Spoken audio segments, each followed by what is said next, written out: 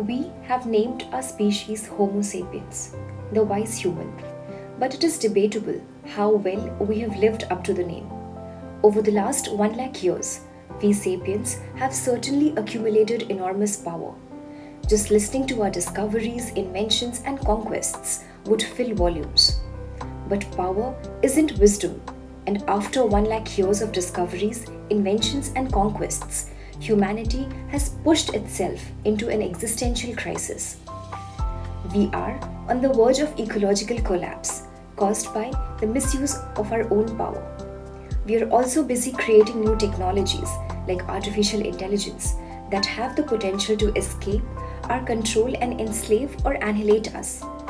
Yet, instead of our species uniting to deal with these existential challenges, international tensions are rising.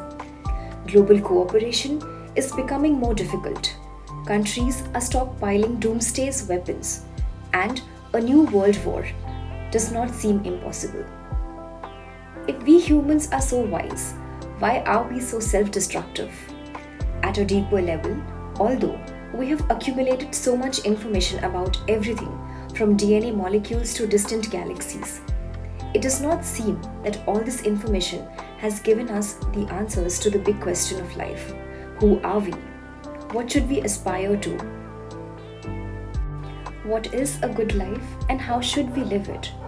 Despite the stupendous amount of information at our disposal, we are susceptible, as our ancient ancestors, to fantasy and delusion.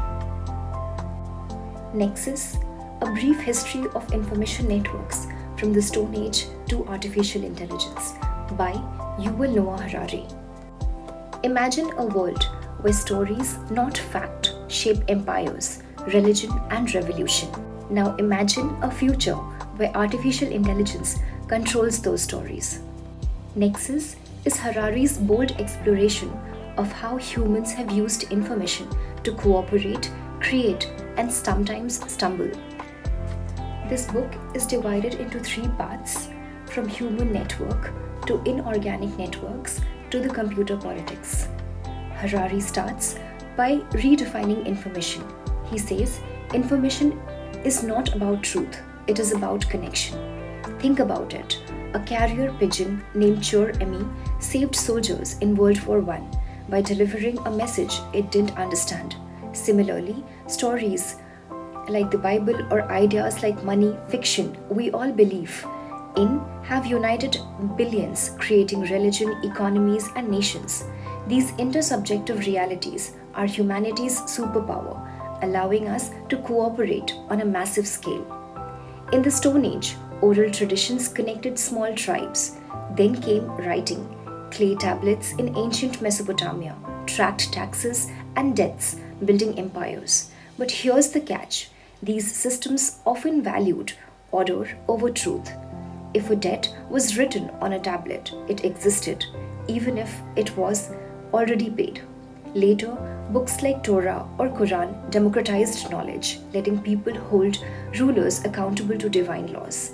The printing press was a game changer, spreading ideas that fueled the Enlightenment, but also misinformation, like the witch hunt manuals that sparked centuries of violence. Harari shows us that every information revolution expands our potential, but also our risks. Bureaucracies, for example, try to make the world legible with categories, think species in biology or diagnosis in psychiatry. But these systems oversimplify reality, leading to mistakes like when homosexuality was labeled a disorder. Totalitarian regimes like Stalin's Soviet Union took this to extremes, using information to control people but ignoring truth that led to catastrophic errors. Fast forward to today, and Harari warns that AI is unlike any technology we have seen. He writes, for the first time in history, we have created an inorganic network that is no longer just a tool but an agent in its own right. Unlike a printing press, AI can think, decide, and even create ideas. This shift powers in ways we have never faced. Imagine algorithms crafting stories that shape elections or deepens divides. Harari contrasts democracies and dictatorships to highlight the stakes. Democracies thrive on doubt and correction. Think peer review or elections. Dictatorships demands certainty using information to control, not enlighten. AI could supercharge either systems. Harari's fear isn't killer robots, but AI amplifying our worst flaws, our greed, biases, and delusions. As he puts it, the greatest danger of AI is not that it will become too intelligent, but that it will amplify our stupidity. Three big ideas stand out in Nexus. First is that information creates power by connecting us, but it's fragile, prone to misinformation and error. Second, artificial intelligence's ability to act independently makes it a potential new overlord, controlling the stories that define our world. Third, we are not doomed, but we are not safe either. Harari says, if we lose control over stories, we lose control over our future. He urges us to regulate AI, ban bots pretending to be humans, and build global cooperation. This book is certainly a wake-up call, as Harari shows us that from cave paintings to AI, information networks have shaped who we are, our triumphs, and our tragedies. But with AI, the stakes are higher than ever. We must choose. Will we harness this technology to enhance our humanity or let it rewrite our story? As Harari reminds us, the future depends on the choices we make today. He talks about existential crisis. He frames AI as a potential existential threat, not because of sci-fi scenarios like killer robots, but because it could manipulate human narratives, the foundation of civilization. He warns us of loss of human agency. If AI controls information networks, humans may become subservient to algorithms, losing the ability to shape their own stories.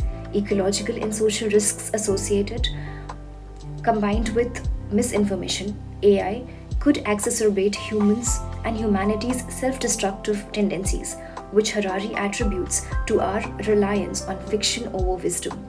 But despite all these grim warnings, he offers hopeful middle ground, such as self-correcting mechanism.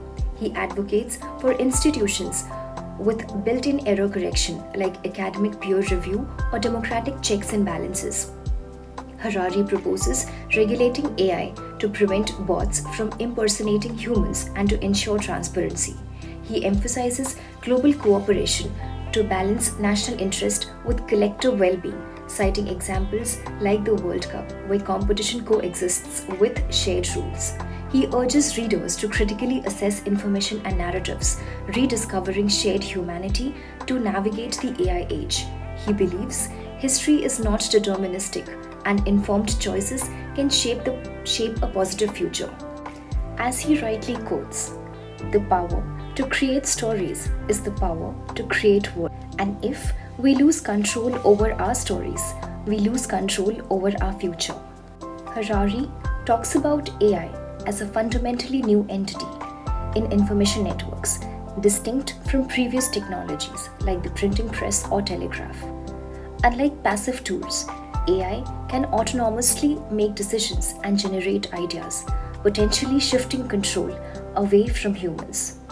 This book is a must-read if you're interested in artificial intelligence, machine learning, or in general human evolution.